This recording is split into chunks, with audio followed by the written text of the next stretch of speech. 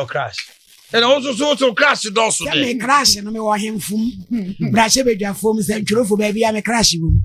It is a job for one crash. And the dusty. Anso se nansem se na what? Wa phone do do. Hemfum. I don't know who that centimeters. Esikado. Nana ko blanket ya. Nana ko blanket ya your crash. Everade you me crash den. And the minority mutala na your crash. And a majority so. Another pray. Another pray no crash. One go there. Sawa do ajiri. Why your crash? Another pray teritrada. Now okay, are you for somewhere? Muslimi for. Muslimi. Na so mutala muslimi. Ah okay. And a Christians. So for be your crash. So for mo so for be your crash. Hey, wo dey so ko kan dey na anyi. I don't know that there. Ni wo bi o me do di o.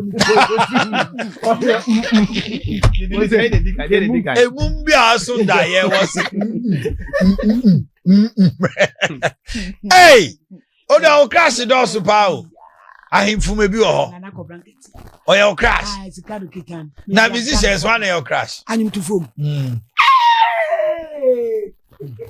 Ah, what your crash I see. There be a big bambako, the leading one. Ah, o jire mu pa. Ah, your crash. I say ni o ye no honye. Why? I say why ali. Food one.